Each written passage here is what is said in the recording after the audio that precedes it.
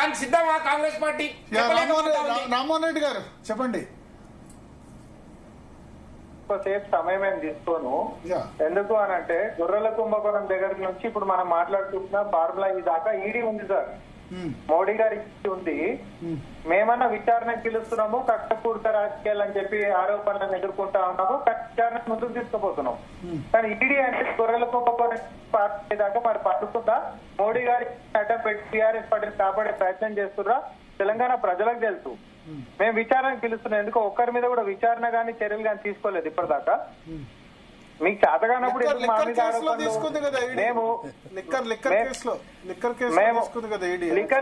Liquor case ED పెట్టింది case Aam Aadmi party మీద sir, కుటుంబం మీద కాదు. కవిత మీద కూడా పెట్టింది, అరెస్ట్ కూడా చేసింది కదా. అవును, సబ్సిక్వెంట్ గా దాంట్లో అదేం వాళ్ళు కావాలని 10 సంవత్సరాల్లో ఒక్కటంటే ఒక కేసు కల్వకుంట్ల కుటుంబం మీద పెట్టిందా బీజేపీ?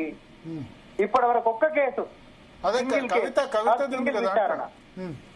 నెలల కాలంలో పెట్టిన కేసు చర్యలేండి, అది చెప్పండి.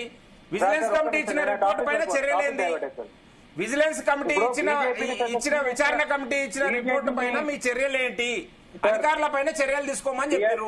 ప్రమోషన్లు ఇస్తున్నారు, అధికారులకే ప్రమోషన్లు ఇచ్చి మళ్ళీ దొంగల పక్కన పెట్టుకున్నారు. రామ్మోహన్ రెడ్డి గారు చెప్పండి. ఇప్పుడు ఏసీబీ రైడ్లు ఎవరు చేస్తారండి?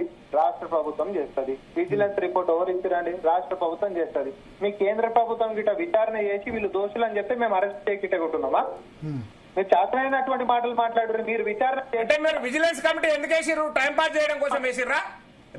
రిపోర్ట్ ఇచ్చిన తర్వాత కాలయాపన ఎందుకు చేస్తున్నారు? చర్యలు ఎందుకు తీసుకుంటలేరు? ఒకటిగా టైం పాస్ చేయడం కోసం విజిలెన్స్ కమిటీ అని చెప్పి విచారణ పేరుతోటి కాలయాపన చేస్తున్నారా? తెలంగాణ వచ్చినాక ఏడాది లోపల ప్రగతి భవన్ లో కేసీఆర్ గారి మీద విచారణ జరిగింది సార్, పియో స్కామ్ మీద. ఇప్పటిదాకా దాని దిక్కు దివానా లేదు. వీళ్ళు వచ్చి మాట్లాడతారు ఇడ. ఆయన ముఖ్యమంత్రి అయిన తర్వాతనే విచారణకు ఎదుర్కొన్నాడు కదా, తర్వాత ఎక్కడ పోయింది సార్ ఆ కేసు? బీజేపీ ప్రతి ఈ 10 సంవత్సరాల్లో బీఆర్ఎస్ పార్టీని కల్వకుంట్ల కుటుంబాన్ని కాపాడడానికి మాత్రమే ఉన్నారు తప్ప ఇప్పటి వరకు ఒక కేసు పెట్టినా చరిత్ర లేదని నేను సింగిల్ గా చెప్పినా. మేము అధికారంలోకి వచ్చిన తర్వాత కేసులు పెట్టినాం. గొర్రెల కుంభకోణం దగ్గర నుంచి మొదలు పెట్టుకుంటే ఇప్పుడు మాట్లాడుతున్నాం ఫార్ములా ఈ దాకా. చెప్పండి, ఒక సూటి ప్రశ్నకు సమాధానం చెప్పండి. ఓటుకున్నట్టు కేసులో రేవంత్ రెడ్డి గారి పైన కేసు నమోదైంది. అంటే విచారణ ఇప్పుడు జరుగుతలేదు అనుకుంటున్నారా, జరుగుతుంది అనుకుంటున్నారా? దీంట్లో కేంద్రం రేవంత్ రెడ్డి గారు కుమ్ముకొని అది సుప్రీంకోర్టులో అన్ని గట్లనే విచారణ జరుగుతాయి. అదేమో సుప్రీంకోర్టులో ఉంటది, ఇదేమో ఈడ ఉంటది. అదే నేను అంటున్నా, విచారణ అనేది కొనసాగుతుంది. కేసులు పెట్టలేదు, తీసుకుపోలేదు. నీ దగ్గర ఇచ్చిన రిపోర్ట్ పైన చర్యలు తీసుకోండి అని అంటే నాకు వేరే దాని గురించి చెప్తారు. విజిలెన్స్ కమిటీ ఇచ్చిన విచారణ రిపోర్ట్ పైన మీరు తీసుకున్న చర్యలేంది? అధికారుల పైన ప్రమోషన్లు ఇస్తారా?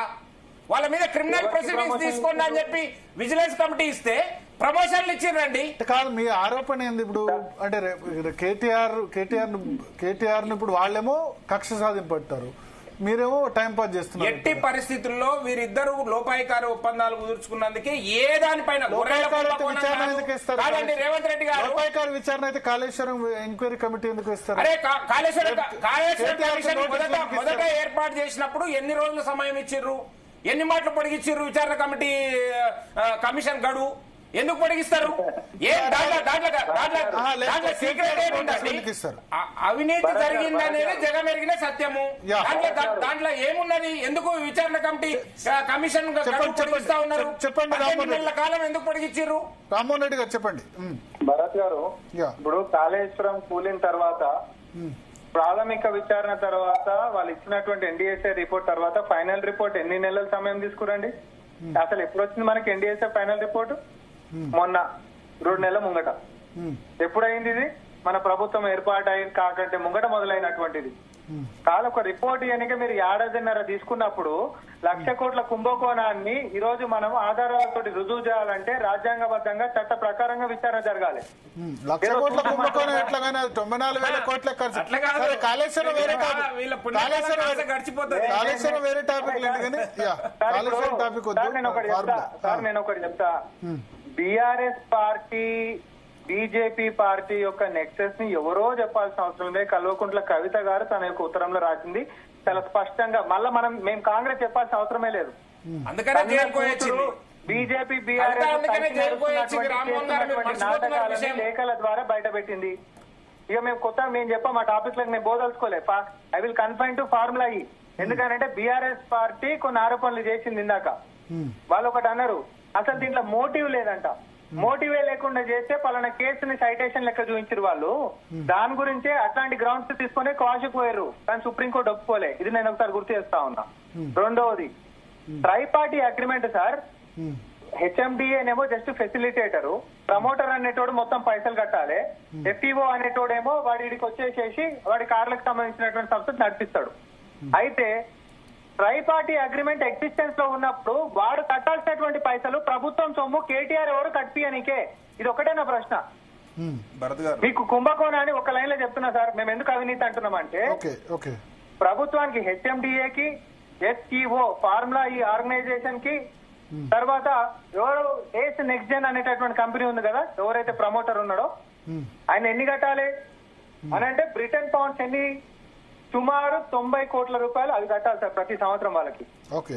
మొదటి సంవత్సరం కట్టేసేసి రెండో సంవత్సరం నా వల్ల కాదని చేతులు ఎత్తేసి పారిపోయింది అవుతున్నాడు.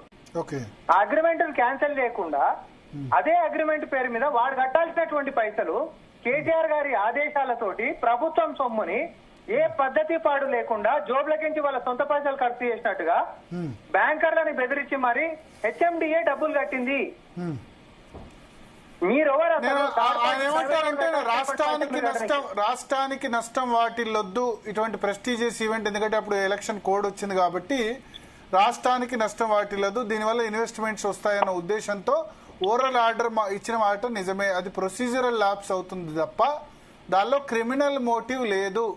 క్రిమినల్ పరంగా చర్యలు తీసుకోవడం లేదు. బిజినెస్ రూల్స్ ఉల్లంఘన జరిగితే అంతవరకే గానీ దానిలో క్రిమినల్ చర్య తీసుకోవడానికి లేదు అని అంటున్నారు వాళ్ళు.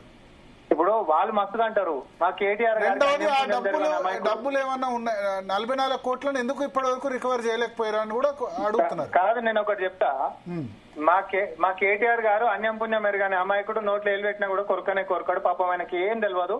ఈ కాంగ్రెస్ వాళ్ళు మొత్తం ఇవన్నీ చేస్తారు అని కూడా అంటారు సార్. వినేటోడు ఉంటే బీఆర్ఎస్ వాళ్ళు ఏదైనా చెప్తారు, మస్తు చెప్తారు వాళ్ళు. అసలు కేసీఆర్ అనేటటువంటి ఒక ఐటీ దిగ్గజాల కంటే ఎక్కువ బిల్డప్ ఇచ్చినటువంటి వ్యక్తి, ఆ రోజు చదువుకున్నటువంటి నువ్వు ఉంటున్నటువంటి మంత్రిత్వ శాఖలో నువ్వు చేయాల్సినటువంటి నిబంధనలు నీకు ఖచ్చితంగా తెలిసినప్పటికీ ఎవడో ప్రైవేట్ వాడు పైసల్ని నువ్వు నీ ప్రభుత్వంలోకించి, ప్రభుత్వం అంటే నీ సొమ్ము కాదు, అది ప్రజల సొమ్ము. దానికి ఒక పద్ధతి ఉంది, దానికి ఒక రాజ్యాంగం ఉంది, దానికి ఒక ఫినాన్స్ కోడ్ ఉంది. ఇవన్నిటినీ కాదని చెప్పి నా సొంత ఆస్తుల లెక్క నేను ఖర్చు చేసుకుంటా పోతానంటే జవాబుదారీతనం అనేటటువంటిది ఉండాల్సిందే, ఉంటది. ఈడ రాష్ట్రం ఇజ్జత్కి సవాలాడు ఏం లేకుండే. ఈ తర్వాత ఆగింది, ఏమైనా ఇజ్జత్ పోయిందా, లేకపోతే వచ్చేటటువంటి కంపెనీలు ఆగినాయా, లేకపోతే నీ రేసును చూసి నువ్వు చెప్తున్నటువంటి కంపెనీల సీఈఓలు గిట్ట వచ్చి కూర్చొని రేసు చాలా బాగుంది కాబట్టి నేను కంపెనీలు పెడతాను గిట్ట చెప్పిర్రా? నువ్వు చెప్తున్నటువంటి కంపెనీ పేర్లు ఏవైతున్నాయో అలా సీఈఓలు గిట్ట వచ్చి ఆ రేసు గిట్ట చూసి మాకు ఈ రేసు చాలా బాగా నచ్చింది, హైదరాబాద్ బాగా చేసింది కాబట్టి మేము ఇది చేస్తున్నామని అన్నారా? సెకండ్ పాయింట్ వస్తా. బీవైడీకి సంబంధించినటువంటి విషయంలో బీఆర్ఎస్ పార్టీ వాళ్ళ యొక్క అబద్దాలను ఒప్పుకున్నందుకు ధన్యవాదాలు. లైవ్ టీవీలో మీరేమని చెప్పిండ్రు, మా ఫార్ములా ఈ తోటే బీవైడీ కూడా ఇక్కడికి వచ్చింది అని అన్నారు. మేము విదేశాలకు తిరిగినప్పుడు మా యొక్క ప్రపోజల్స్ తోటి మా ఇన్విటేషన్ లో భాగంగా మేము ఇచ్చినటువంటి ఆఫర్లని వాళ్ళు అసలు ఇండియాలో ఎక్స్ప్లోరేషన్ కి సంబంధించినటువంటి దాని మీద క్లారిటీ ఇచ్చారు. అంటే ఫార్ములా ఈలో కేటీఆర్ అండ్ బీఆర్ఎస్ పార్టీ చెప్తున్నట్టుగా అసలు బీవైడీ అంశమే లేదు కదా. నా పాయింట్ అది. అట్లాంటప్పుడు నువ్వు ఎట్లా చెప్తావు బీవైడీ వచ్చిందని? బీవైడీని ట్రై చేసామన్నారు, బీవైడీ రావడానికి ప్రయత్నం చేశాం, టెస్లా రావడానికి ప్రయత్నం చేశామన్నారు, వచ్చింది ఏం లేదు సార్. ప్రయత్నం చేశాం అనేది గోడ మీద రాస్తే ప్రపంచం మొత్తం ప్రయత్నం చేసుకుంటూ పోవచ్చు. నువ్వు ఆ ఫార్ములాకి పెట్టినందుకు వచ్చినాడో కూడా చెప్పంటున్నా నేను. అది 49 దేశాలల్లో ఈ రోజు తెలిసిపోయింది మనం పెట్టినందుకు అన్నావు. 49 దేశాలల్లో దేశానికి ఒక కంపెనీ గిట్ వచ్చిందా? మీ ప్రశ్నలకే నేను అడుగుతున్నా, మీరు చెప్పిన జవాబులకే నేను అడుగుతున్న ప్రశ్నలు. 49 దేశాలు ఈ రోజు మనం చూసినాయని అంటున్నావు. ఇవన్నీ ఫ్యాక్స్ కానీ ఇవన్నీ వచ్చాయంటున్నారు కదా. ఎవరికి ఫ్యాక్స్ కానీ ఇవన్నీ వచ్చాయి కదా? ఎప్పటిదానికి సార్ ఇది. ఇప్పుడు ఫార్ములా ఈ తోటి మనం మాట్లాడుకుంటున్నాం. ఇప్పుడు ఆయన ఒక మాట అన్నాడు ఇందాక, అమెజాన్ కి సంబంధించినటువంటిది ఉన్నా, లేకపోతే ఇంకోటి ఏదైనా ఉన్నా, గూగుల్ కి సంబంధించినటువంటిది ఉన్నా, మైక్రోసాఫ్ట్ ఏదైనా ఉన్నా, డేటా సెంటర్లకు సంబంధించి ముఖ్యమంత్రి గారు ఆయన కితాబ్ ఇచ్చుకుంటలేడా అని.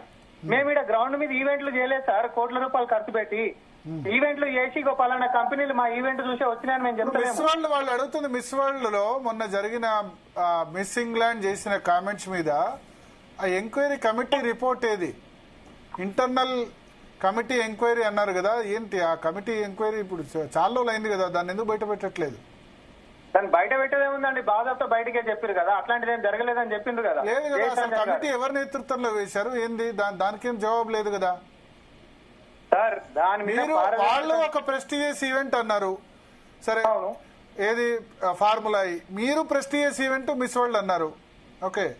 దాని ద్వారా ఎన్ని పెట్టుబడులు వచ్చాయి, దీని ద్వారా ఎన్ని వచ్చాయి పక్కన పెడితే భరత్ గారు, ఇప్పుడు మనము ఇప్పుడు మనము తల్లకాయకి కాలికి ముడిపెట్టేటటువంటి ప్రయత్నం దయచేసి చేయొద్దు. మిస్ వరల్డ్ తోటి మేము గిట్టి ఇక్కడ వేదిక మీదకి వచ్చిన తర్వాత ఇన్ని కంపెనీలు వస్తున్నాయని మేము చెప్పినామా? మిస్ వరల్డ్ వల్ల ప్రెస్టీజియస్ ఈవెంట్, ఒక మిస్ వరల్డ్ వల్ల రాష్ట్రం పేరు మారిపోతుంది, టూరిజం లో పెరుగుతుంది అన్నారు కదా, టూరిజం. అవును సార్, ఒక్కసారి నుండి మిస్ వరల్డ్ అనేది ఒక ప్రెస్టీజియస్ ఈవెంట్, తద్వారా తెలంగాణ కల్చర్ అయినా తెలంగాణ డెవలప్మెంట్ అయినా తెలంగాణకి తీసుకొని వస్తున్నాం అని అంటే అది ఒక మన ఖ్యాతి పెంచుతుందని అన్నాం తప్ప మిస్ వరల్డ్ చూసి మిగతా ఫ్యాషన్ డిజైనింగ్ కంపెనీలు మొత్తం వచ్చి ఇడనే పెడుతున్నాయి హైదరాబాద్ లో అని చెప్పి ఇట చెప్పినామా మేము? అట్లా చెప్పలే కదా. కానీ ఫార్ములా ఈ కేసు అది కాదు కదా. నువ్వు అసలు ఒప్పందము ప్రైవేట్ వానికి వానుకుంటే వాని పైసలు నువ్వు ప్రభుత్వం పైసలు ప్రజల పైసలు నువ్వు కట్టి ఎట్లాంటి అనుమతులు లేకుండా చట్టాన్ని చేతులకు తీసుకొని ఈరోజు నాకు ఏం చేయలే, మాకు చాలా ఎమర్జెన్సీ ఉండే, అసలు ఎన్నికల కూడపు నువ్వు చేయనికనే లేదు. ఇప్పుడు గవర్నర్ గారిని అంటే సరే జసే బీఆర్ఎస్ పార్టీ అంటుంది ములాఖత్ అయ్యారు అని అనుకో, సుప్రీంకోర్టు కూడా తప్పే చెప్తుందా అండి? నువ్వు సుప్రీంకోర్టుకు పోయినావు కదా. నువ్వు ఈ రోజు మా ముంగట చేస్తున్నటువంటి arguments merits of the matter. ఇప్పుడు జనవరిలో ఒకసారి విచారించారు, మళ్ళీ ఇప్పుడు 6 నెలల తర్వాత గుర్తుకొచ్చింది. దీన్ని ఒక బెదిరింపుగా వాడుకుంటారా? ప్రతిసారి ఏమో చేయకపోతే చేయనే లేదు అని అంటారు, చేస్తుంటేనేమో దీన్ని కక్షపూరిత రాజకీయాలు అని అంటారు. తర్వాత ఏ పార్టీ అంటే ఇప్పుడు మిమ్మల్ని ఇప్పుడు మీరు సోనియా గాంధీ రాహుల్ గాంధీని ఈడీ ఎంక్వైరీ పిలిస్తే మీరు కూడా అదే ధర్నా చేశారు కదా, అన్ని చోట ఈడీ కార్యాలయాలు ధర్నా. ఆ విషయం ఏమో 2015లో అసలు కేసే లేదని ఆ కేసు మొత్తాన్ని మూసేసింది సార్. ఎక్కడ మూసేసినటువంటిది మొన్న 2019 ఎన్నికలప్పుడు ఓపెన్ చేసినటువంటి దానికి కష్టపూర్తమన్నా కదా. ఇంకా ఇప్పుడు యాక్చువల్లీ బెయిల్ ఇచ్చింది, దానిలో సోనియాకు రాహుల్ కి కేసు నడుస్తుంది, పటియాలా కోర్టు బెయిల్ మీదనే ఉన్నారు ఇప్పుడు. భరత్ గారు, ఫర్ యువర్ కైండ్ ఇన్ఫర్మేషన్, 2015లో నరేంద్ర మోడీ గారు కేంద్రంలో అధికారంలోకి వచ్చిన తర్వాత నేషనల్ హెరాల్డ్ కేసులో ఏమి లేదని చెప్పి ఆ కేసుని క్లోజ్ చేసిండ్రు. నేను మళ్ళీ చెప్తున్నా మీ జీటీవీలో లైవ్ లో 2015లో క్లోజ్ చేసిన దాన్ని 2019లో మళ్ళీ ఎన్నికల హడావిడి కాంగ్రెస్ పార్టీ మీద ఏదో ఒక బురద దళాలు ఏం లేదు కాబట్టి పాత క్లోజ్ చేసినటువంటి కేసును ఓపెన్ చేసినందుకు కక్షపూరిత చర్యలని మేము అన్నాం. ఇవన్నీ పరిగణనలోకి తీసుకుని వాళ్ళకి బెయిల్ ఇచ్చింది కోర్టు. ఇది కూడా కక్షపూరితం అంటున్నారు బీఆర్ఎస్. మరి మన ఎందుకు క్వాష్ పిటిషన్ ఎలవ్ కాలేదు? మన క్వాష్ చేశారు కదా, క్వాష్ పిటిషన్ ఎలవ్ కాలేదు ఎందుకు? మేము కక్షపూరితంగా ఇట్లా చేస్తే గవర్నర్ గారు ఇప్పుడు మేము కక్షపూరితంగా చేస్తే గవర్నర్ గారు ఒప్పుకుంటారని బీజేపీ బీఆర్ఎస్ ని కాపాడే ప్రయత్నం చేస్తారు. భరత్ గారు ఇవన్నీ ప్రలాంగా చెప్తానే పోతారు కానీ నేను 2 విషయాలు